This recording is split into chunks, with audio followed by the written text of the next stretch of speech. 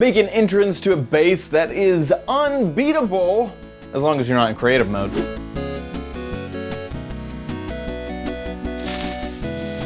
Hey guys, it's OMG Chad. Ever since the update Aquatic, of course we're looking for things to build with the new update Aquatic features.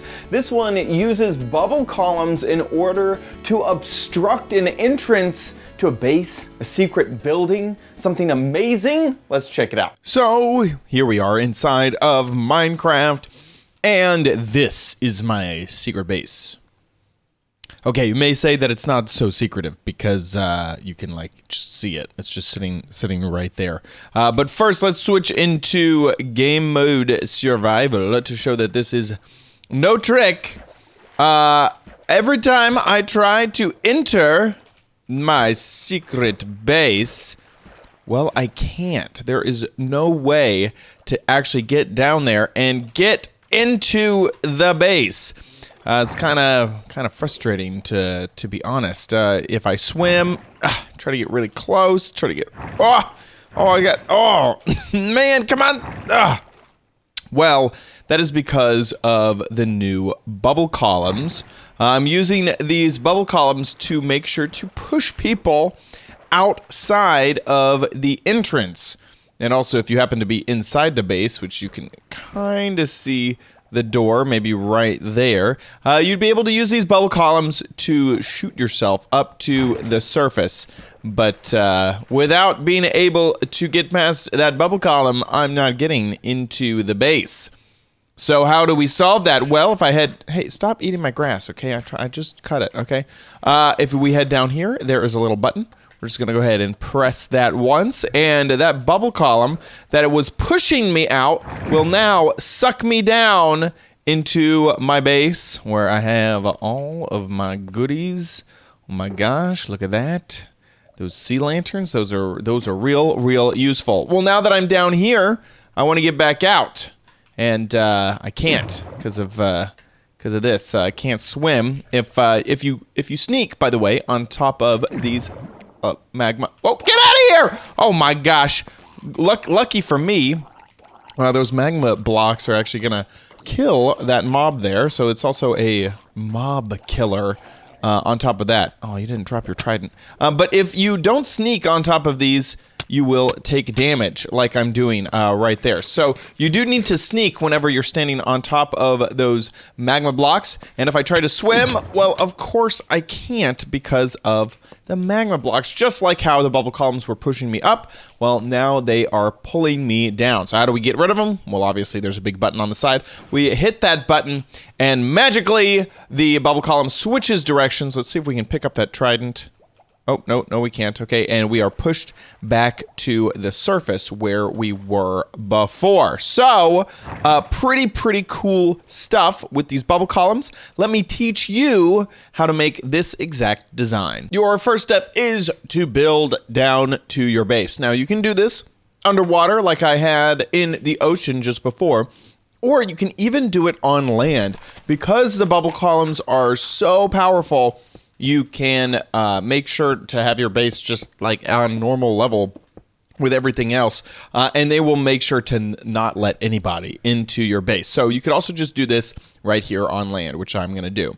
So now that I've dug down a little bit, I'm just going to say this will be the entrance to my base for right now. Kind of doesn't look all that impressive. But we are going to dig down a little bit further so that we can have a layer for our pistons to go. Right here, this is where we are going to be putting the magma blocks. And then right here is where we're going to be putting our soul sand. Let me grab those. So magma cubes are going to go right here and here. And then soul sand is going to go right down there. Now we're going to break away some blocks just so that we have some space to build. And we are going to put down our sticky pistons right behind those magma blocks, just like that, facing towards them so that when they extend, they will push them over the soul sand. Now we are going to go behind our pistons, just like so. And so we're just making an area so that we can access the back of them. And we're going to connect them up with redstone. And we're actually going to see how there's a lane here. We're actually going to go one deeper because we're going to need some blocks to block off the water as it comes by. So we're going to run this line all the way, just make a U of redstone, just like so. And at some point along this, you're going to want to start to make the area for what's called a T flip-flop. And the T flip-flop is what allowed us, where did my building go?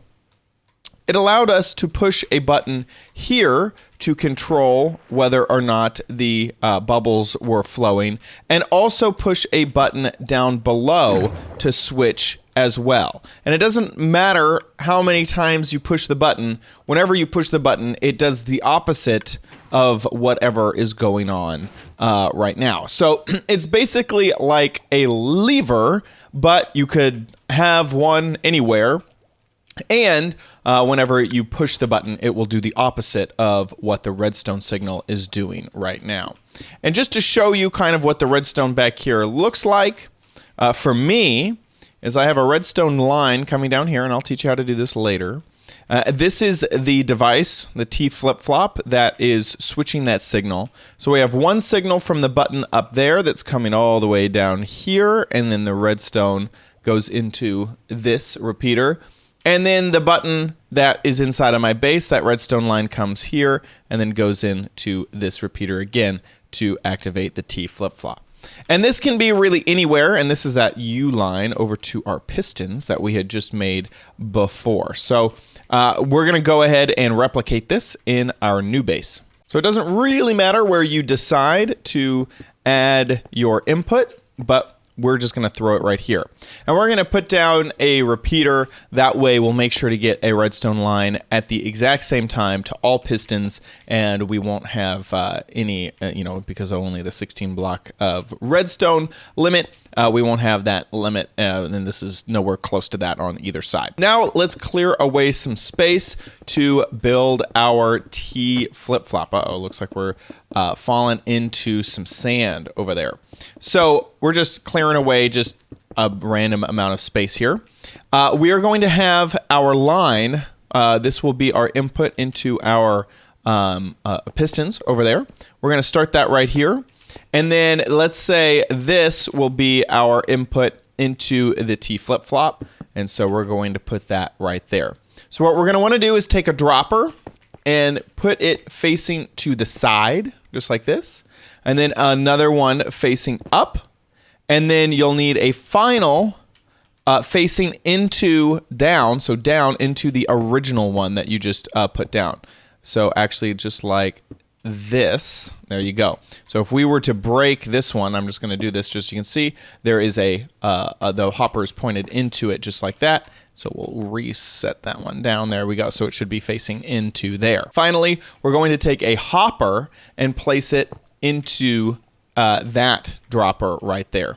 So just to kind of reiterate what we have done is we have built a dropper facing this way, one facing up into a hopper that pushes it over here, and then one that pushes it down. And then we're going to put an item, couldn't be any item, into the system, just anywhere in the system. It will find its way, even if you, I just took it out, even if you put it over here. Actually, you know what? Don't put it right there. That's actually a thing. Put it right here, either in the hopper, and it'll push it over here. So basically what's happening is this item, if you send a redstone signal in, it will, from here, it would push this down into here, and it would just stay there. But if you push another redstone signal in, it'll go here, and then up here, and then pushed over here. And then if you hit it again, it'll go down. And then if you hit it again, it'll go and be there. So basically you are switching where the redstone is between the top dropper and the bottom dropper. And that's going to be our switch on and off. So however many times we add a button here and activate that redstone signal, it will flip between this dropper and this right there, hopper. I should say dropper and dropper. I think I've said hopper a few times.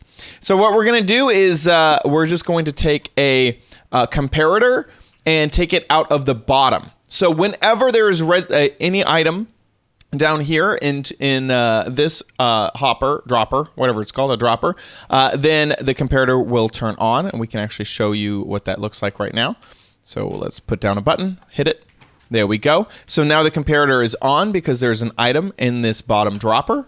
And then when we hit it again, it will head up here. So now the item is here, but this doesn't notice anything inside of here. So it turns the signal off. So that is how our T flip-flop is working. And you can actually already see our pistons are closing and opening depending on if we push the button or not. A few things to note is that this redstone line can really only be 1 long. If I was to break this and add some more redstone, you can see that it doesn't go any further than the single place right here. So even if we just accidentally made it so that there was a redstone repeater right here repeating the signal, but after you build this, you do need to put a redstone repeater down to repeat that redstone signal to get it back to full strength. So you do need that right after that comparator. Now, let's head back over into the piston area, and all we're going to do is close up the holes that we have made.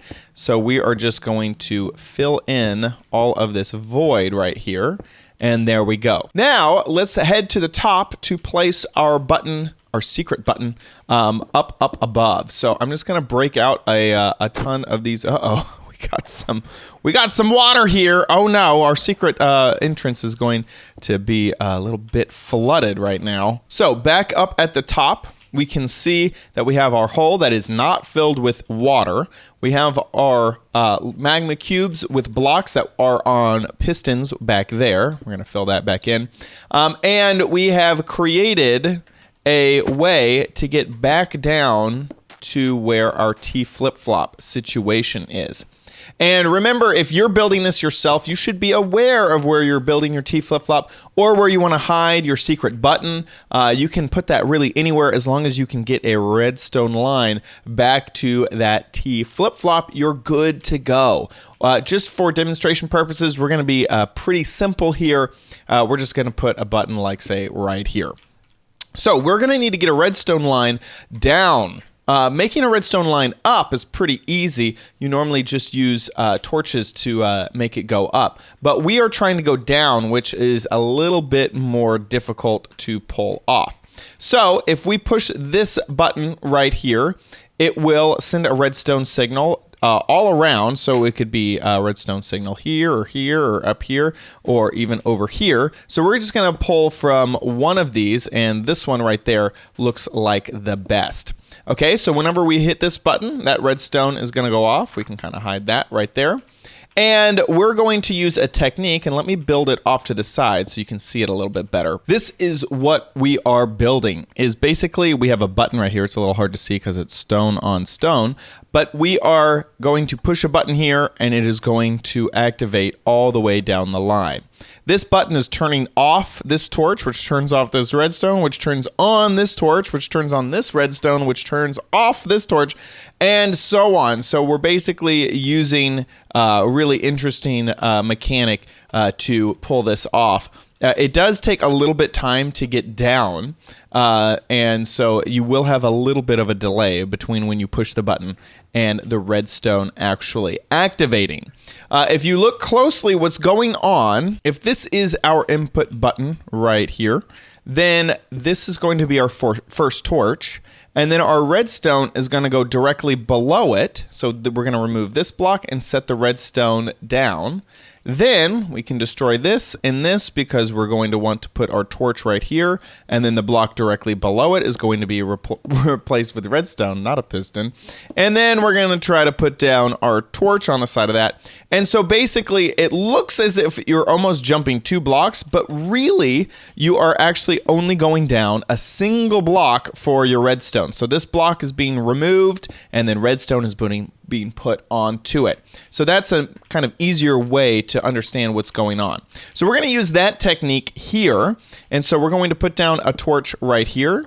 This is going to be redstone. And also, by the way, with this technique, it doesn't need to be perfectly 2-dimensional. So you can move in a 3D space. So we can put down a torch right here. And then we can put down redstone here. So let's go ahead and drop some redstone there, and then we can put down a torch right here.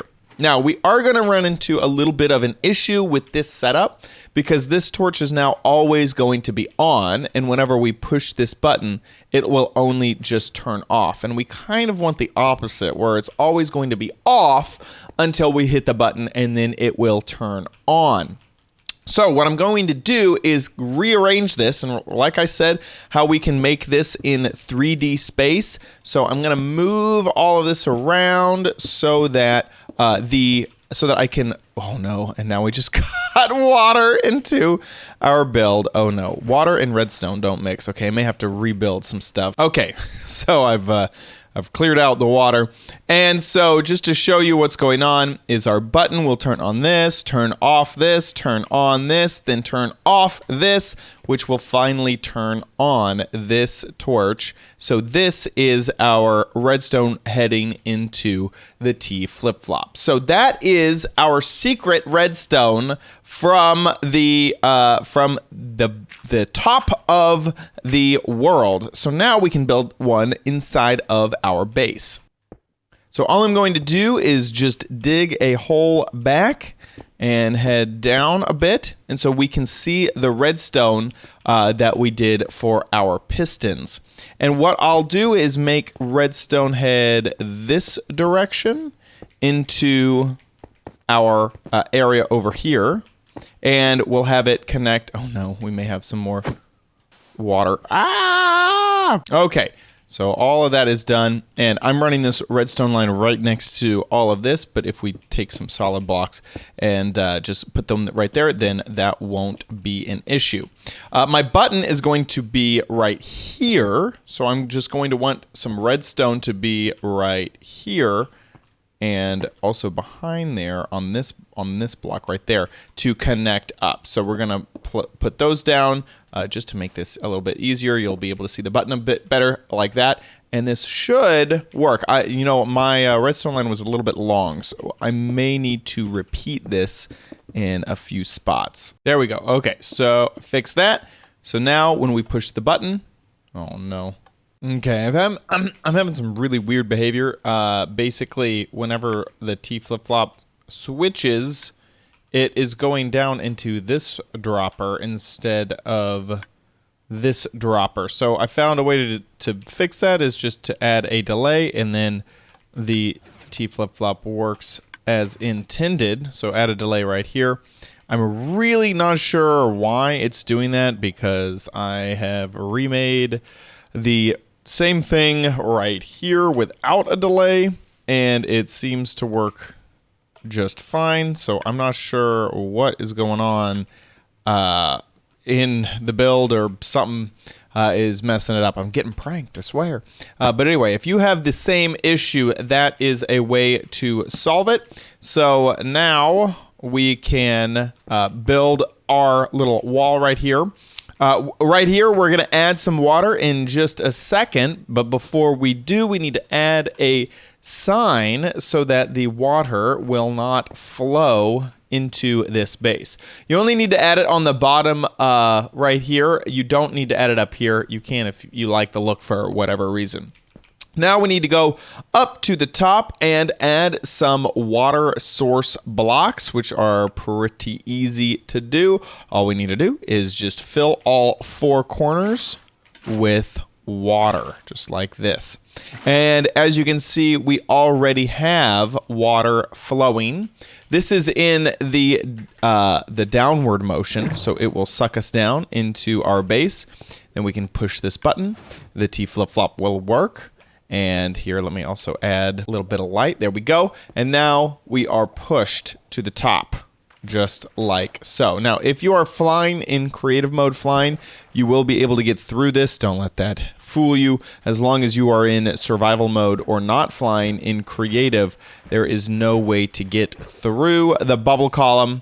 And our button was placed right here. This is our secret button to switch it, so that we can go down. Make sure you hold down shift once you get to those magma blocks so that you can leave. And then if you really want to go, you have to remember to flip it back the other direction so that you will be pushed to the surface. I hope that you enjoyed this episode. If you did, please let me know what your thoughts are in the comments down below. Also, make sure you leave a like on this video if you did enjoy it. And also, subscribe for future videos. Tips, tricks, tutorials, and spotlights are all on this channel, OMG Craft. See you next time on OMG Craft. Bye.